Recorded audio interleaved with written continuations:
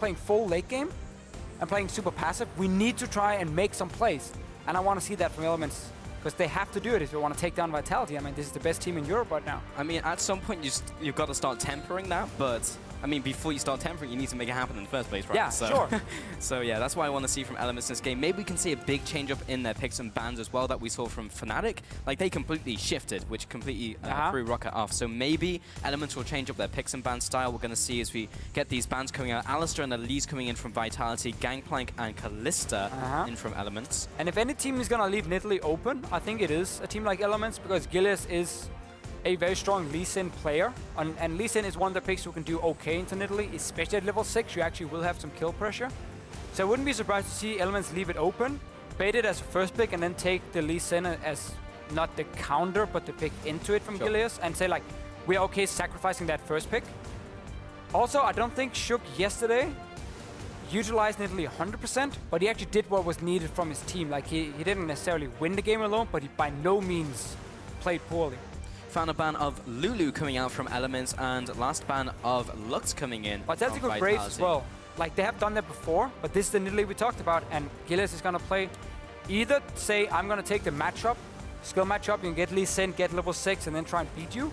Or he's just going to go Gragas and be like, let's team fight, boys. Well, Cabochard did wink at the camera, so maybe Graves is on the way. We'll see. I think it's coming, because we know Steve plays it as well, and it would be fun to watch Cabochard lose to the pick he introduced himself to the European LCS with the Graves top.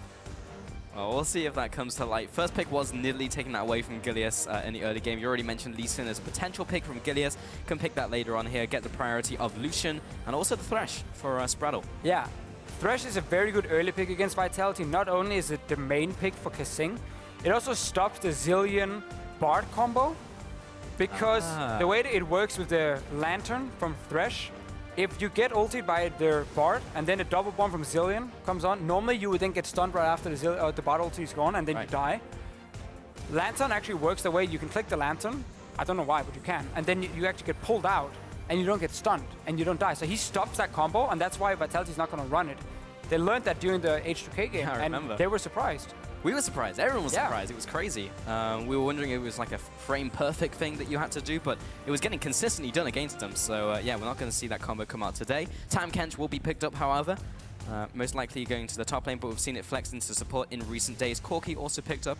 And let's get Lissandra Lee Sin. I would like it from Elements, because I want to see them make plays. Help Eika in that mid lane if he's playing the Lissandra. He's been struggling. We saw it from Fnatic in the last game. Once you get level 6, like, you can set up some very, very good plays, and it's still a flex pick. So you're not showing your both your soul laners by taking early Lissandra here.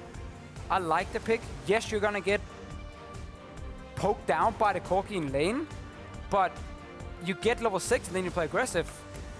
Gilius not taking the matchup though, and I don't know, man. Now I feel like Elements jump into the let's go late game again. I mean, it's very much like a team pick coming out from the Gragas, but like Gilius is one of those junglers. I'm like, if you can go Lee Sin here, go for it, man. Like, especially because Gragas loses so hard to Nidalee in the early game, and you have Corki most likely mid lane for Nukeduck, so you have a pushing lane for Vitality that enables the Nidalee to play very aggressive towards the enemy jungle and actually punish Gragas, especially pre-level 6, and try and deny him a lot of farm and spot him all the time. Making it a very passive early game suddenly for Elements, because you're kind of surrendering some of the pressure in mid lane. Viktor needs to get his first Hex Core upgrade before he can start pushing back against the Corki. So I would like to see Elements kind of maybe go to what they're playing in streams. We don't actually know what they're playing, but I would assume very aggressive comps and doing well early on. Can of course still put their Corki as an AD carry and then get the Quinn for Nukeduck mid. And it's the same. Pressure early game. Pressure in the lane. Allow Nidalee to roam in. Nautilus, what does he do? He pushes the lane from level 1 because his E does, I don't know how much crazy damage. A lot. A lot. That's a crazy a lot damage, you know? You guys can check the number. He has very high base damage on his E, and then you can very easily clear the wave. So you have 2 solo laners now that's going to early push for Vitality. And then Nidalee says, oh, thank you very much. I'm now going to invade into the enemy jungle because my soul laners can follow. So what are we going to see now? Is it going to be Graves drafted into the Nautilus, and then Cabochard actually gets to play up against the Graves in the top lane from Steve? Because it's going to be a top lane pick coming out here. Unless the Gragas flex to the top lane, we've seen in Challenger, but Zatoris is the only guy I've seen ever really do that recently. So yeah, I mean, Graves would be fine when it comes to just playing the laning phase and try and push back against the Nautilus. So I think that's going to be the pick as well for Steve, just again to avoid having two solo laners losing early on. Bot lane, Lucian Thresh is a good lane, especially against Tahm Kench Corki. So very high chance Vitality will opt into a lane swap now. Yeah. Which, funny enough, is actually a good thing for the Gragas, because it means he doesn't get invaded by Nidalee 1v1. So Elements with their lane assignments are kind of saying, if you get standard lanes, we have a good 2v2 bot lane and we have the Graves top, great. Now we just got to worry about mid lane and then the Nidalee. If it's a lane swap, fine. Our Gragas now gets to farm to level 6. He's more than fine with that as well. So probably going to see that in the early game. We'll see which team decides to initiate it, but we'll be getting into this game very shortly. So very interesting compositions. Quinn mid has been very fun to watch. I mean, it's very explosive. Yeah. And actually has a lot of kill pressure in lane versus a lot of mid laners right now who are just like kind of farm mids. You've got like Lissandra and Viktor, and it's like, we're going to farm waves like 20 minutes and I'm going to join the team. Quinn is definitely very different.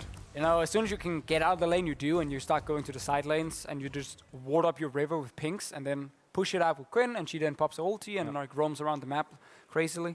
Crazily, is that a word? Yeah, you can use that in that context. Absolutely. There you go. Fine, Deficio. English lessons. There we go. And jump on Twitter and teach us some English. And also vote on this game. Hashtag VIT win and hashtag EL win to get in your vote for this matchup. We'll see how this one will turn out. And ultimately, that was actually Nautilus swapping back up. You saw them at the 22nd mark where they have to swap it around. And then Cabochard will be taking that one to the Rift. But it's the final match of Week 7 here at the European LCS ahead of Katowice. So we'll see how this all shakes out as we get onto the Rift with Vitality and Elements. And it's a crazy world we're living in. When Cabochard the last 2 weeks have been playing more utility and carries. Lulu top lane, Nautilus top lane twice now.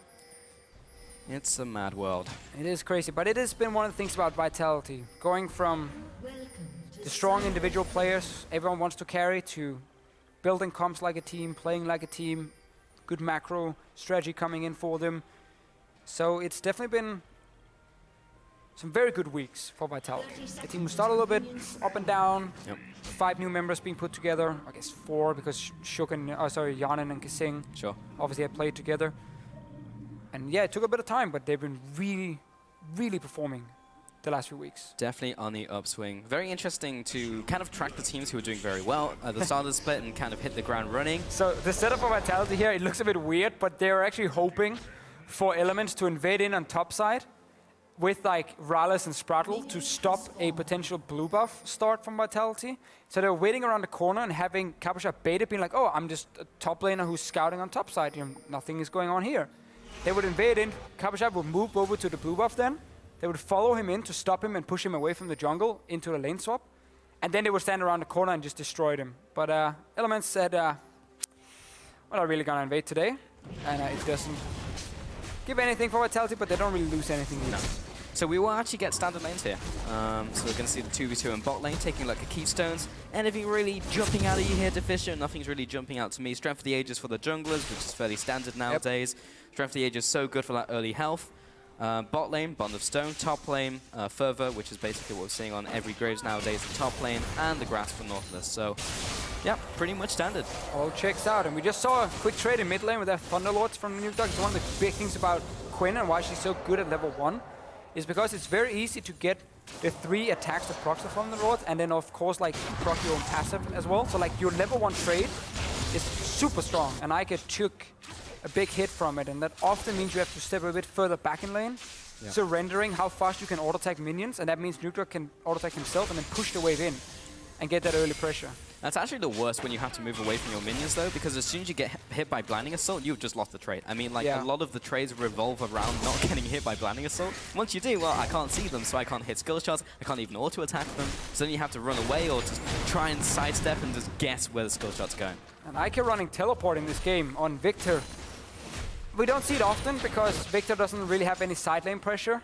Obviously, when it comes to him just porting back to mid lane in lane, it works, but it does leave you fairly weak in this 1v1. Not having exhaust against a Quinn trying to all-in you as an example. It's going to be more like trying to push it out, and then if you get poked down, you can then recall and TP back to lane and keep the pressure going, because Nukeduck is obviously not going to stack potions. He's starting only with 1 because of the Dawn's Blade. So you actually want to trade quite a lot early. If you're Eika, use your double potion, and then you have TP advantage, where Nukeduck has to recall and run back to lane. Problem is, Quinn is trading so effectively early on. Eika is getting pushed back to the tower, and then you can't trade because now you're using your spells and your auto attacks on last hitting on the tower instead of hitting the enemy champion. Well, it's kind of like a declaration of intent, right, from Eika. It's like, look, I'm probably not going to win this mid lane matchup. I'll go for teleport so I can pull back to lane. I can farm up against it. Yes, I'm going to lose some minions early game before I get my Hex Tech upgrade coming into E, but if I actually die in lane, that actually would suck a lot. He's ticking down from the Ignite, but he should be good to go. He popped a potion, and now he'll go back to base. That was a flash burn for the Ignite, so massive win for Nukeduck. Just flashing in between the auto attack timers of Nukeduck, and Nukeduck didn't want to follow on trade flashes for the kill, and that's where we get the TP back. But again, the issue is you haven't actually forced a potion from Nukeduck. So now you end up TPing back, and you're down a summoner in terms of combat because you have teleport. And Nukeduck didn't lose anything because he can now just shove in the wave and recall, and then he gets a good back. So it's very good trading from Nukeduck, and it's something he's been doing more and more in this Quinn, and why he really likes the pick. One of the few players in Europe playing it mid lane. Yeah, Nukeduck's definitely been bringing a couple funky things to the mid lane, like was one of the first to bring Zilean in there, now with the Quinn as well. Looks like he's going back to base. Talking about this bottom lane, Hjarnan and KaSing. That's just Tahm Kench versus Tahm Kench and Corki, so not too much to talk about. There'll be even on farm out of this laning phase. Sure, he's in his own jungle, so not too much going on. He will definitely be faster farming through his jungle though, I would, and should be getting into Gilius' jungle at some point, especially with mid lane winning and Cabochard now pushing. Well, it is harder because of their Graves pick, who can at least push back against the Nautilus, so you don't have that easy path from the top laner to help you invade. And also in the bottom lane, Tahm Kench Corki is mainly just looking to farm. They're not really looking to out-trade you and out-push you. So if we have to invade from Shook, it is technically only Nukeduck who's winning his lane in terms of early pressure. And he's the only guy who can then follow. So it's not, I don't think it's enough for Shook to say, okay, I'm just going to fully invest denying the Gragas. It's still going to happen more now that we're going to start seeing the Nidalee like team up with the Quinn when she gets to tower, heal her, get a few hits on tower. Then, you know, you start going down to the bottom lane, because when you have a Tahm Kench, you can set up some dives where Tahm Kench can then eat you. Whoever's tanking the tower, Tahm Kench can eat that guy, and then pull him out, of course, of the tower aggro. So you can start making plays on the bottom side, like around level 6 and 7, and set up a dive with TP from Cabochard. Vitality are fine farming for now, and just kind of wait for a few more levels, and then we can start seeing the more aggressive plays with Shook. Yeah, when people hit level 6, Cabochard just getting there now. Nukeduck also just hitting at level 6 mark. Gilius waiting, of course, for that level 6 for the explosive cast. Very big for the Gragas play.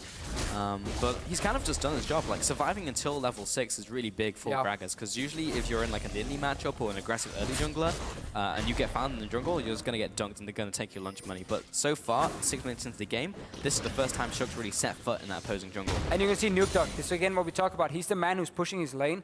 Instantly, he's moving into the jungle. He doesn't have to follow Shook, but he needs to be around. He needs to be a threat. So the elements know, okay, if we take a fight against Shook now, Nukeduck will be the first one to react, and he's going to show up a lot faster than Eika. And therefore, we can't take that trade. We have to just let Shook dance around, sit down whatever wards. If there was a camp, he could steal it. Actually ends up going into the jungle where Gilius was, so he didn't gain anything. Nice little hook from Sprattel, just sending a message. Yeah. Not so much of a death sentence, but they'll back away there. Just get a few more pieces of farm before they back off, and they should resolve as Hjarnan picks that up against the turret. In terms of item builds, Sheen just being picked up by Hjarnan there, BS Sword picked up by MrRallez. I mean, there's been no real pressure in the bottom lane, so they're just going to hit the normal spikes. It was actually an interesting timing for Shook's invade, because MrRallez and Sprattel obviously did a camp level 1. So most junglers want to start on top side because your dual lane is going to do a camp on bottom side. So Shook should have known when the red buff would respawn. And he decided to invade a minute before, when there was no camps to take and no red buff to contest. And therefore he actually hasn't really done anything against Gilius. Gilius then walked back and be like, okay, my red is up and you've now left my jungle. Take my red buff for free, that's fine. Go in towards my blue buff now, and at least the Gragas is level 6, so he can actually fight. And he can set up a potential kill on Shook if he goes in with other members roaming from elements. So timing a little bit off in the invade, but Vitality playing it very, very safe in the laning phase. Yeah, paying elements a lot of respect, and that's something that they maybe didn't really show Giants the other day. KaSing was saying they definitely disrespected them as he got into like mid-game, late game, and that's why 5-6k gold ahead as well. They kind of stalled out. They lost a bunch of fights because they were just like, we can just close out the game, and then Giants definitely stalled it out. And Giants were looking pretty good today as well, definitely on the upswing, but still, Vitality is a superior team. They just need to you know, not let it slip when they have the advantage against like the lower tier teams. Yeah, well, I mean, it's hard to like blame a team for saying we have 5,000-6,000 gold ahead. We're playing against one of the weaker teams. We have full control. Personally, I don't have an issue with it. People can call it like Clown Fiesta or whatever they want. Obviously, Vitality, as KaSing said, it's kind of playing it fairly relaxed in that sense. Yeah. But you don't start the game that way. That's the big one. That's the disrespect you don't want to have. When you start the game, when you play out first 25 minutes, you play super serious. And then you see where you are after 20-25 minutes and you can start relaxing a little bit. Sprattel looking for another hook. Gilius gonna gank him. And oh, he's surprising Vitality going for KaSing. He pops the box as well. KaSing is dropping low, but he's instantly going to gobble up the Thresh. He's dropping low coming out from the E, and KaSing may actually just go down here. First blood over to MrRallez. That's a really nice setup by Sprattel. Yeah, really like it, because he goes in, and like normally you always aim to hook the AD carry, but in this case, KaSing can just eat that AD carry then and like take him out with him. So KaSing clearly got surprised, ends up getting hooked and dies. Steve on top lane though. Lining him up for the javelin coming out from Shook. He's actually carrying around this tower, and Shook should be able to take him down. Gets the flash away from the tower. Eika responds, but it's just a couple seconds too late to really capitalize on them underneath the tower. And this again was part of the game plan for Vitality. Just play it fairly safe, get a few more levels, and then you can still use that Nidalee to set up these aggressive dives. You can still start invading into the jungle because you are still very strong. Super easy dive for them. They get another teleport from Eika. First one used back to lane. Second one used top lane now. Too late to actually do anything and could probably have cancelled it when he saw Steve was gonna die. Because now again, he has no summoners he can use in this fight against Nukeduck. Pops the ultimate down onto him. KaSing's in the mid lane. Licks the tower. The tongue glass goes wide onto the tower. Unfortunately, does not do damage. Now Rift Herald will be going over to Vitality as well.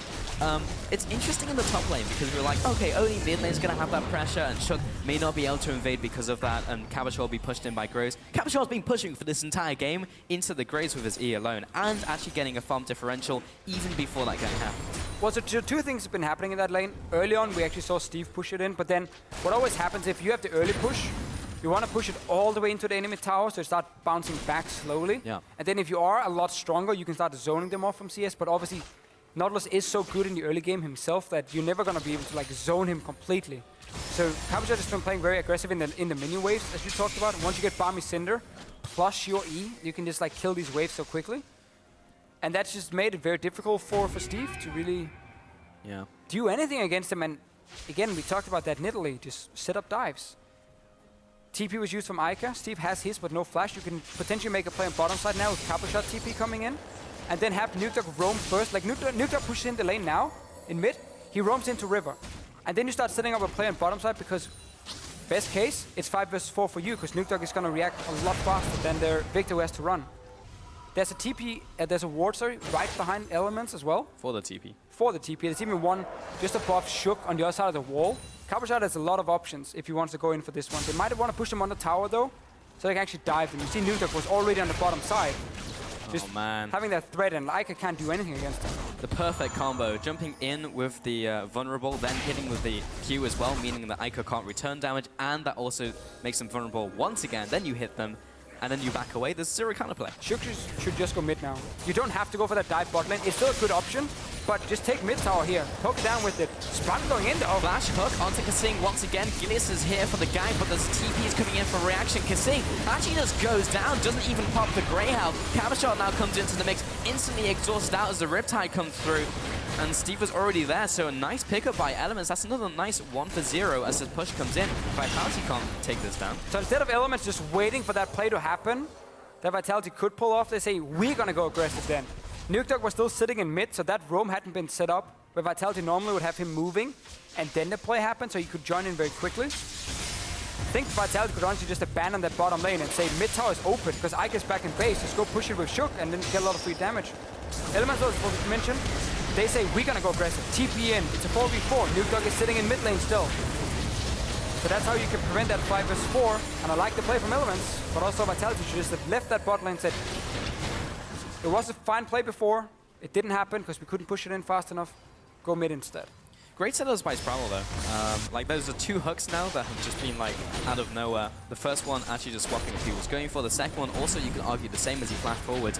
You know, Hjarnan was there ready to be hooked. He was waiting to try and sidestep or even jump out of the way with Valkyrie. And again, it's on KaSing who at this stage is actually just not that tanky. So well played by Elements at this stage in the game. Top lane is still being pushed in. Just to touch on this matchup again, like, I actually feel once you have Sunfire Cape, oh no, Steve, that's not where you want to be, and take extra damage from the Javelin as they jump in. Flash staggering blow, follows up with the Titan's Wrath damage. Shook just raining down the auto attacks, and Javelin's coming out, waiting for the takedown. Cabochard even just waits there, takes another tower shot, as clean as it can be. I think the crowd went shook as he picked up the kill. Sadly for Steve, I mean, we talked about it before. We've seen this. You push it in, Nidalee comes up, Gragas can't really respond, you pick up the kill. Normally you would have to mirror the play, so Gilius would then have to rush bot lane. They're already doing fine in 2v2, so they're getting a tower anyway. Eika, this has been happening a few times. Ticking down. Wow, that was actually enough damage. I think that was the last tick. I was not expecting him to die there. Perfectly calculated by Nukeduck.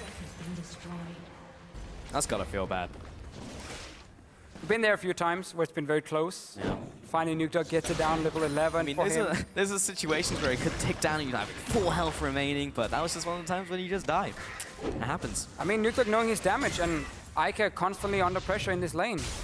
When this all-in is very easy also when there's no exhaust in the matchup. Because like, Nukeduck is not afraid of dying, he has a Mortal Mortgage. He's never gonna die 1v1. And he just has way more damage than Eika. Taking down, gets the kill. Top tower went down as well, and now this mid tower is open. Oh no. Oh no. This is the darkest time. Oh. Eika though. Bible thump. Whoop. Doesn't quite connect. Cabochard maybe still under attack by Sprattel. He's good to go. His pink balls all over the map. All right there, Deficio. Yeah, sorry. The throat is not really with me today, but I feel like this teleport has hurt Eika more than it's helped him. Because every time he has to use the teleport, he's actually lost something from it. Yeah. Whoop.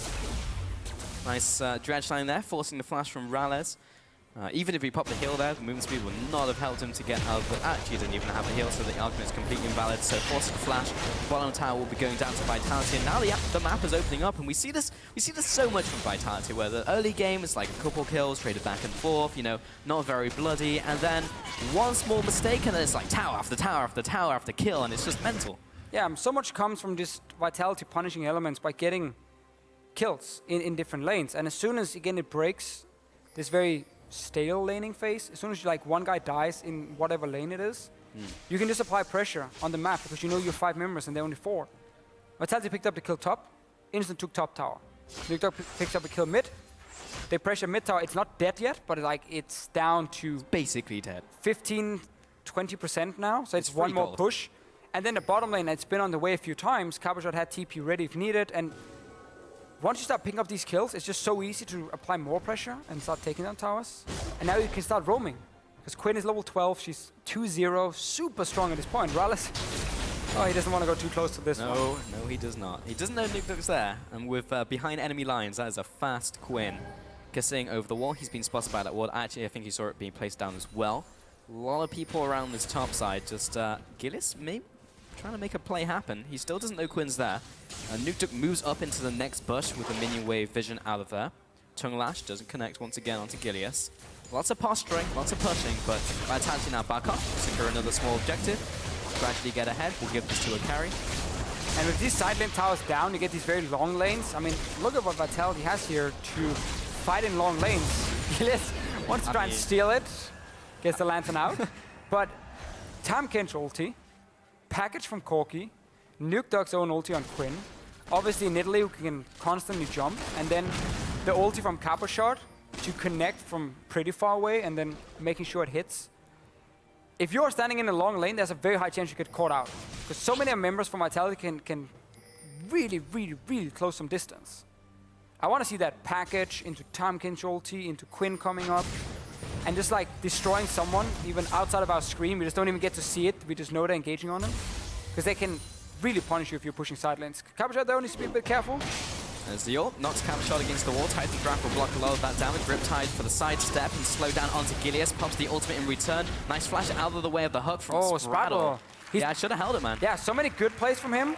Then getting a little bit greedy on the hook. You know the only way for Cabochard to escape is by flashing away. Save it then. Because there's only one place he can really flash at this point. He's close to the wall. Got a mad life in there. Steve, though, Nukeduck. Ah, we almost saw it. There we go. I mean, it was close enough, and that was a nice rotation into the bottom lane. Steve kind of more of a drone than a cheer there from the crowd. Yeah. They gave up. Feels bad. But yeah, Vitality now pushing down the bottom. There we go. There we got the Steve chance. I mean, it's been a tough game for him in that lane. Pushed in, dove a few times, tower goes down. Yeah. This is again, we talked about the Tahm Kench. It's so easy when you see 3-man on top side. Like, oh, one guy's defending bot, instant Tahm Kench ulti in. Cabochard. Get over here. Get out of here. Ah, Gilius is out. So he'll body slam away. Fairly nimble for his size. 2-0 and 2 Shook. Been putting a lot of pressure in this game. Kind of what we expected, honestly, from the draft. Mid lane now being pushed in Vitality. Like, I liken their play a lot to just setting up dominance, you know? They just, like, set up one lane, set up every lane, just rotate, knock them all over, and you get this, like, 5-minute period in the game that I see, like, every single time where they just expand this huge gold lead. And I feel like it's just the same, again, from Elements, where, you know, they want to try and do what they do in scrims, and they want to try and be more aggressive in the way they're playing. And then they draft like this Viktor with teleport, which is a very slow pick. Like Viktor kind of forces a slow game because of his wave clear, and he doesn't roam from his lane. He kind of sits there, and mid laners who can roam speed up the game. They speed up, they create tempo in the game. That's why Quinn is a good mid lane pick, because once she's out of lane, she can so quickly move to other lanes, and therefore she can force a lot of fights, which normally wouldn't happen. It was a Viktor sitting there being like, I just cleared my wave, and now kind of waiting around on my tower. Like, he's obviously not gonna force fights. So again, it kind of slows down Elements, and it makes it tricky for Eika, because he's also losing lane very often. I mean, he's definitely, looking at the mid laners we have in Europe right now, I think, looking at even the other bottom teams, Peppy is a better mid laner, you know, Betty's been playing super well. So Eika's been struggling, he's been down at the bottom of the rankings, and it's been something that's been hurting Elements and how fast they want to play. Always getting pushed into these slow games. And it's funny, right? Because he took teleport, almost saying that, like, okay, I'm probably going to lose lane here, so I'm going to teleport back to lane. I'm going to teleport to side lanes and just, you know, become that wave clear, despite them wanting to speed up the game. But then again, they drafted the Gragas versus the Lee Sin when they had the opportunities. So, you know, it's not like they're saying, let's just, you know, play loose and fast, kind of like how we saw early G2 pickup wins. So it doesn't look like Gilius is following through with what he was talking about, right? I mean, yeah, Gragas is a good pick right now, but does he really fit what it is you're trying to do as a team? Not really, because we know Gilius on Lee Sin can make big plays. He can surprise. You're not going to beat Vitality playing Vitality's game. You're not really going to aim to go full late game against Vitality, or like say like, yeah, we're definitely not going to fall behind early game if you pick a scaling comp. Versus a team like Vitality, like right now, 5k gold difference, 21 minutes in, 5 kills pushing on mid tower. Eika is here and he's getting jumped on instantly. Depth charge. Takes the javelin as well. He'll go back into lane because he's still able to offer the death ray at long range. Gilius comes in for the engage. Nice flash E and the ultimate, but he's being bursted so quickly. He'll take the lantern, but he still goes down. That was still a death sentence for him. 1-0. Nice pick by Vitality. They should be able to convert this into a tower. Culling use, but KaSing's going to block it, so they have these 2 minions remaining. So they're able to keep up the damage on the tower. Not going to happen just yet. And I think they may even back away. Big wave in the top lane for someone to collect. Fun to see how they force the wave clear away. Nukeduck jumps in, instant ulti from Cabochard, and then Shook just shows up, throws a spear just to chunk down Eika. So like, okay, wave clear is now gone. Can we stay and keep pushing? In this case, because Elements forced a fight, it was hard for Vitality. KaSing just saved Shook in the end. And then it's a kill. More for Vitality, mid tower is now super low. Top tower is another objective coming in for you, and then you start working around Baron. So let's see the fight again. Notice how instant to see Eika, they're like, go for him, he's the wave clear, poke him down, but don't overcommit. No one here is diving past the tower. They just chunk him down and say now Eika has a hard time joining the fight. Teamfight breaks out. Fine engage from Gilius getting onto Shook, but that's where the Tahm Kench can then save him in the very end. Pick up a kill, get a bit more damage on tower, then back away. So no overcommitting from Vitality. And Shook only got really far into the backline because Gilius shot him in there. Do you think like Gilius and Elements actually need to carry on making these plays in mid game, because they are far behind right now? So with playing the hand that they're dealt, is this the best way to play out the game, or do they need to look at something else? Because it seems like the options are extremely limited in this game. Oh, that feels bad.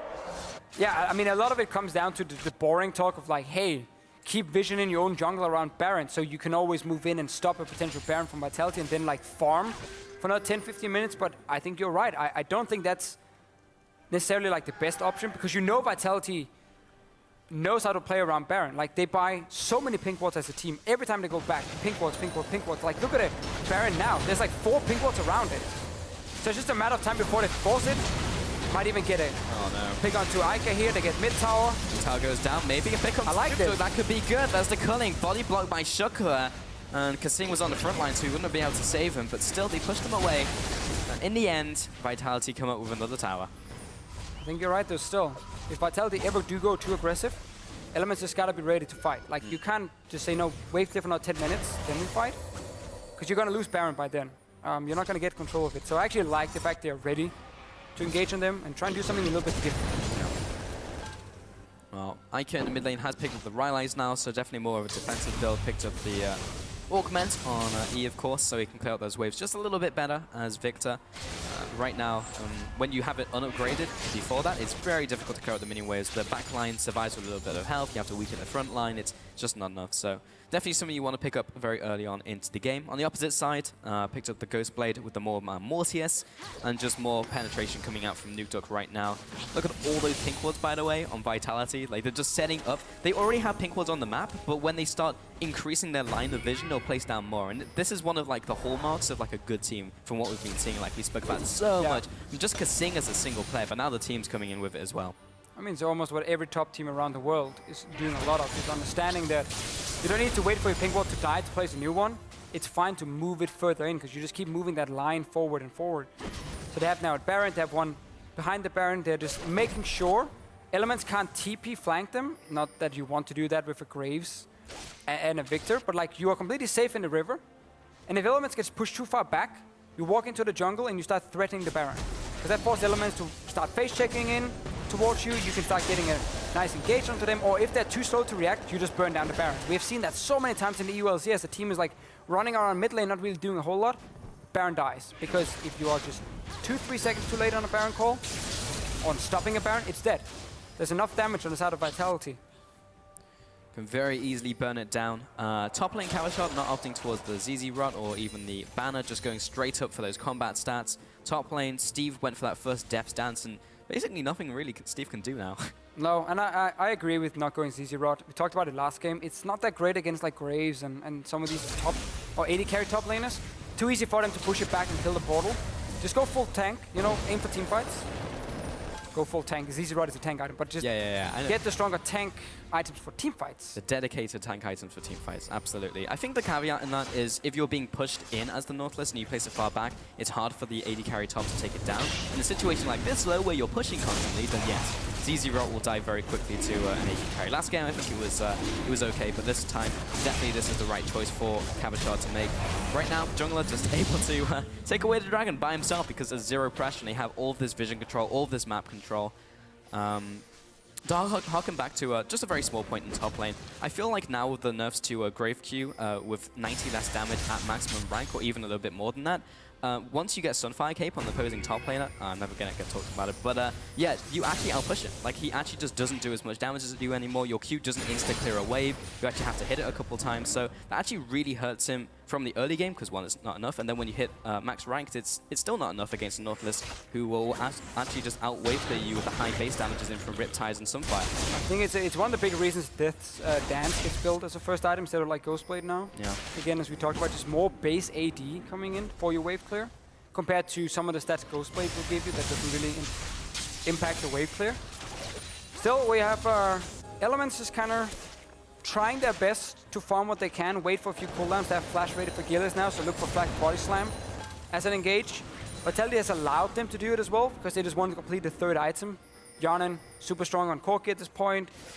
Cabochard becomes very hard to kill. Also, when he has a Tahm Kench, worst case, obviously you don't want to use that on Nautilus. And he's sitting ready, because now we start getting that Baron bait. We're getting far enough into the game where Baron is in. Fine option, wait for overextension from Elements, and then TP in behind them, and that's it. I mean, yeah, the package is ready as well from Hjarnan. He's just waiting for someone to come near the Baron hit. Maybe like Gilius, here comes the teleport. from both top laners. Cabochard comes in, there's the depth charge, and Steve is right there tanking up the damage, but instantly KaSing gets all those stacks, spits him out into the team. He'll go over the wall. That depth stance did not help him right there. Now Vitality are being chunked back as Eika comes in. There comes the death ray, but Hjarnan's already out of the fray. Sprattel turns around trying to connect that Q, and Nukeduck is falling off that sustained damage. Good disengage by Gilius, but now Elements just kind of want to get out of it. Eika will definitely take this Dark Patches back to the safety of his team, or relative safety, now that Vitality go to the top lane, but with all that pressure generated and the kill onto Steve, this will result in yet another tower. Yeah, and because Elements hasn't been able to push past their own river, or the river itself, at any point almost the last 10 minutes. Vitality had a wave coming topside, just grab it right after the fight. Only one kill for them, would have loved more, but they continue the domination. Big goal lead, almost 10,000 here to get top tower for it. This is what we mentioned, you know, set up that Baron. Elements will walk in to try and stop you, then you TP in with the home guards and you force that team fight. You don't even want the Baron specifically, you just want to fight. Steve does go down, but it's also tough for Vitality to move further in against the Viktor. The damage he can deal in these small areas here in the jungle. And therefore it only ends in one kill, but then you have the wave on top that can just grab and get more. Really right now it's just looking really bad for Elements, because they wanted these type of fights earlier on into the game where they have these team fighting compositions, but then Vitality who have more of this skirmish, and you know, obviously the Quinn better in like those 3-3s for example, in like bot lane or in the jungle. Now when you're in a situation with your team fighting composition where Vitality with the skirmish composition is beating you 5v5 in places where you should be coming out on top, these small corridors, you know, with like Eika ultimate, it's just, what can you do as Elements? Like, you are so far behind. You're almost 10,000 gold down in this game. Yeah, again, either you try and stall for like 30 minutes and think that's a viable strategy, or again, you do the unexpected. You try and take a fight where it's Gilius trying to engage in and like catch someone out of position, and you play aggressive, but it's what you build with your composition. It's how you played your early game. It's the issue for Elements. And they obviously haven't found a solution yet. Then they would start picking up more wins.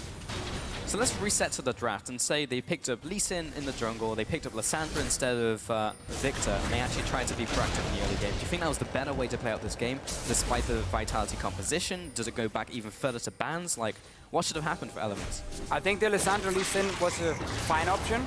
Doesn't have to be Lissandra specifically, but I would have liked the Lucian pick. Just because, again, we have seen Elements time and time again play late game versus better teams, and they fall too far behind to execute the comp. Because as you said, if the team fighting late game comp is losing because they're 10,000 gold behind, the comp doesn't work. Yep. So, again, it's about like changing up some things. If you've been losing and losing and losing, you change. You don't just keep doing the same thing over and over and over. Hey, we saw it from Fnatic. Like, even middle of the table teams, like, everyone needs to adapt when things aren't working anymore, and before teams start figuring out, like even G2, they've been playing a lot slower now. And this is where we have the moment where you start the Baron and the other team is now not ready because you've constantly been around that Baron. It's just a matter of time before they mess up. Sprattel was recalling here, rest of Elements were kind of running around mid in the entrance to the jungle, and then you burn down that Baron. So it's been a long way coming, yes, but it was something we kind of saw coming, because it's so hard to keep that defensive vision lineup, to always spot the Baron over and over, and at some point it just breaks. It's so hard when you're so far down. And now with the Baron buff, Vitality are looking to really push into the base. I mean, the only way that was really going to go well was with Gilius somehow managing to get a steal. Sprattel wasn't even ranged to save him once he goes in, but Cabochard over the wall, they have the vision control, just clicks R on him, and he just couldn't get over the wall. So he was instantly pushed away. Like, this is just getting strangled out by Vitality, playing it perfectly, pushing in from all lanes, taking the jungle control. It's really just difficult as a team to play against this, especially from behind. You feel like you're being suffocated out of the game.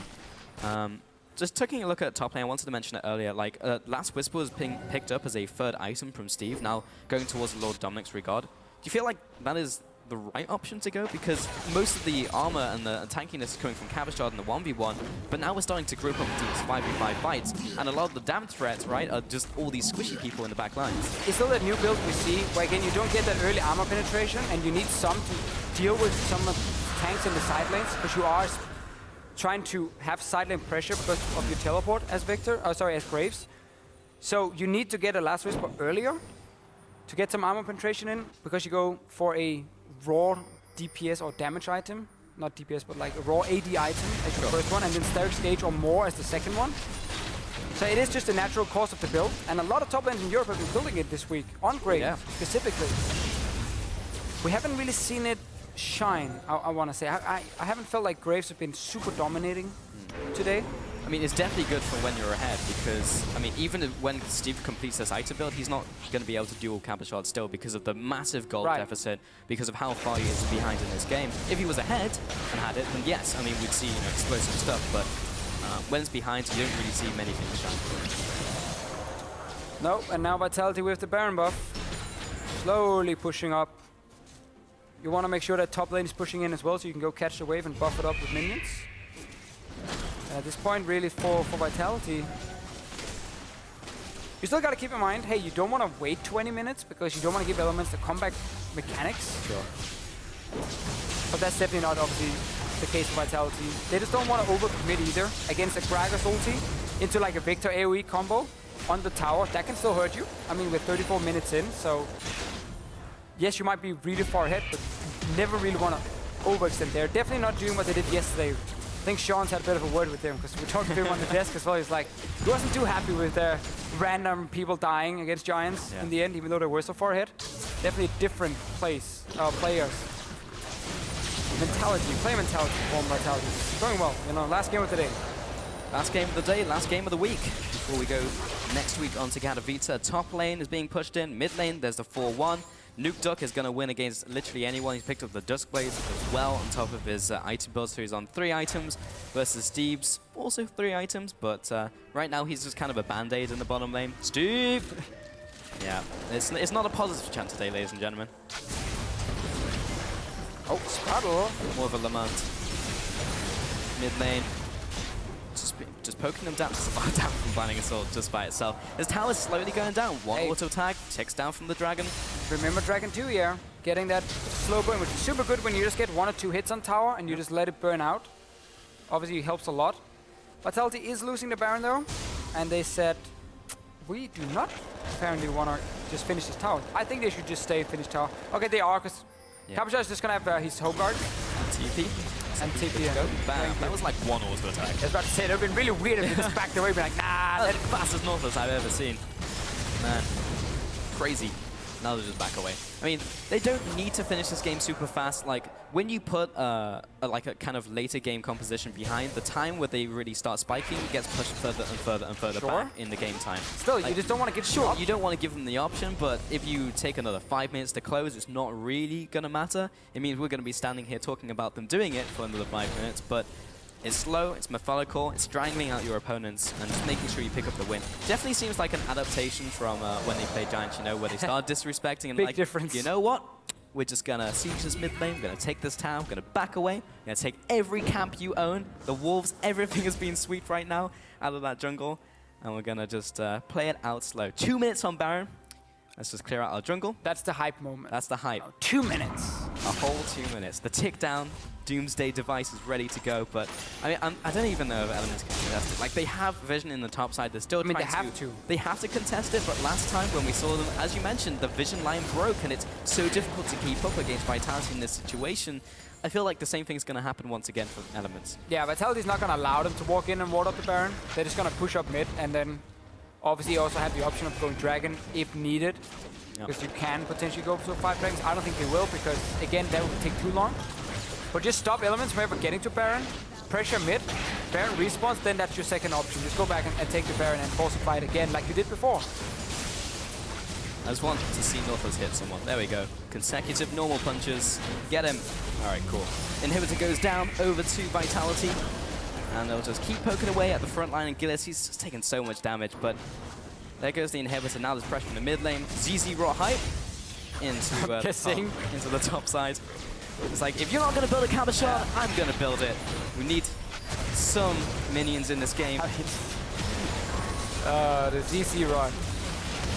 All right, not going to do a whole lot. Onto Eika. I feel like this is going to go too well for Elements. Sprattel's now being chased down. He's got the Duskblade on top of him, but Shook is actually the first casualty of the fight. Nukeduck getting a little bit of damage onto Steve. He's going to get licked, though. There's the ultimate backing away. He's going to be flashing out of this fight, and Eika gets blown up by Nukeduck on the sidelines of the fight. Now Gilius comes in once again. This might be the rallying call for Elements, or the rallying call to go back to base. And Sprattel taking more damage from Hjarnan. These long-range carries taking so much damage onto the enemy team, dealing so much of it rather. Steve also getting blinded. He can't run forward. He doesn't know what's going on. He's got a bird in his face.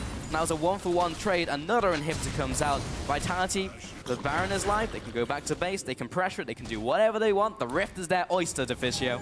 I think the only play for Elements now is like hard push out mid and go in and like try and control River near Baron and take a fight there. Your base is now obviously destroyed. Super minions are gonna come in. Shook does go down. KaSing ends up eating a Cabochard. A little bigger champion size. He didn't click on the icon down on the right corner. Steve doesn't go down. Eika gets popped. Didn't flash away in time because of the extra burst coming. But like now for Elements, you push out mid because the super minions are already there. And then you're going towards the Baron, and like you have TP from Eika, so he's gonna respawn and be able to join, and you just take a 5-on-5. You can see they've been trying to do it. Gilius had put a ward in a small bush outside the Baron. One is inside, so they did actually push out and got something. But like, you gotta, honestly, you have to move out and just try and force a fight, take the Baron, recall, and then clear out the super minions. Like, that's almost your only way back in the game. You can keep yelling Steve, but it's not gonna make it any better. 0-4-1. He's been farming a lot this game and is starting to itemize now, but even though he was starting to sting in that last team fight, has to be a steal right here. So too far ahead, Gilius. I mean, what are you gonna do? Like, there's so much single target CC. Now we're gonna have a fight in the backline. Nukeduck is just going Rambo. He's gonna. It happens to the best of us. To be fair, he was blinded. That is true. He could have jumped behind him. You never know. But you don't know. It's just it's literally a shot in the dark, or in this case, 30. Now Sprattel's going to be absolutely just blasted off the face of the earth. Steve, he's pretty tanky and is actually going to be following over Eika. They might be able to pick up a shot. Nope. KaSing again. KaSing exists in this game with Tahm Kench. He's going to just do a little victory dance. Nukeduck speeding down the middle lane. Got to go fast. Revenge. Get on to MrRallez. Take him out. Whoa, that was dirty. That was a lot of damage coming out from the Dust Blade. Now Eika is not quite the right place to place down the gravity field. Now is not a time to use that. Pop! Got him. That was the Dust Blade. On the other one, he just destroyed it. No, he died. Basically, if you get a kill while it's ticking down, sure, it resets still. So, I'm not even sure that was the damage. So it doesn't matter. But Vitality strangle out Elements out of this game, and Vitality come up with a win here. They're going to dive for Nexus as well, because why not? Pat those fancy stats, make it happen. Good job, Shook. Didn't even die. Vitality, what a win. Control by Vitality.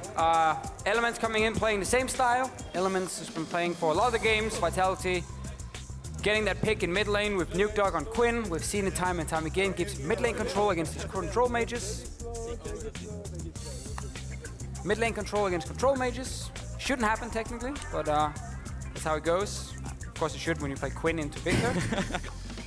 Very true. Ignite into TP as well. And Nukeduck just played the mid lane matchup perfectly. Like, they abused the weak points on the team. But for me, I've got to go back into Elements, right? Like, we're expecting to play faster, looser out of the gates. Maybe play a different, faster composition. But for me, it boils down to champion select. Yeah, it's hard to say, like, what to expect from Elements.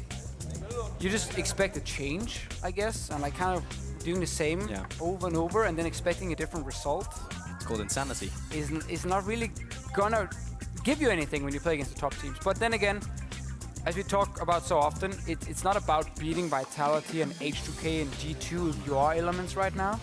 You want to beat the teams around you and then see maybe against like Fnatic, Origin, Unicorns if you can pull an upset. So definitely not the game Elements were looking to win. But again, it's annoying when you pick up another loss. Sure. Luckily, the teams around them also lost. Spice lost earlier today. Went down with them. So they're kind of staying in the same, and they're just all 4 teams are fighting for number 7 to avoid going to the promotion tournament. Like, that's basically what you're fighting for at the moment. Yeah, I mean, like, yeah, just take the battles that you can really fight, you know, in this one. Right. So we'll see in future weeks how they do. There's going to be a break now, of course, with the next week. But Vitality, like, another great game from them, you know. And this time, they actually just shored up some of those issues. Even if that was an issue, you know, in the last game against Giants, like, they played a little bit disrespectful. They got into late game. But still, in the early game, they didn't play disrespectful against them. They got that lead, and they could afford to screw around for a couple of minutes and still close out. In this one, they just played it super slow. It's like, we'll take an in-hit, we'll chip away at the towers, we'll take Barons, we'll take absolutely everything away from them and make sure there is no chance of coming back into the game, and you can't fault them for it. No, I mean, wait for the second Baron. 40 minutes in, just looking at items, and also why Vitality knew that so much time. Eika and the Viktor had 3 items completed at 40 minutes. You know, so we're not even close to a super late game Viktor. We can start really destroying everyone. Every other member from Vitality had almost stacked out fully on the items, and they were just so far ahead. Well, we're going to hear more from Vitality's win as we send it stateside with Pyrotechnics.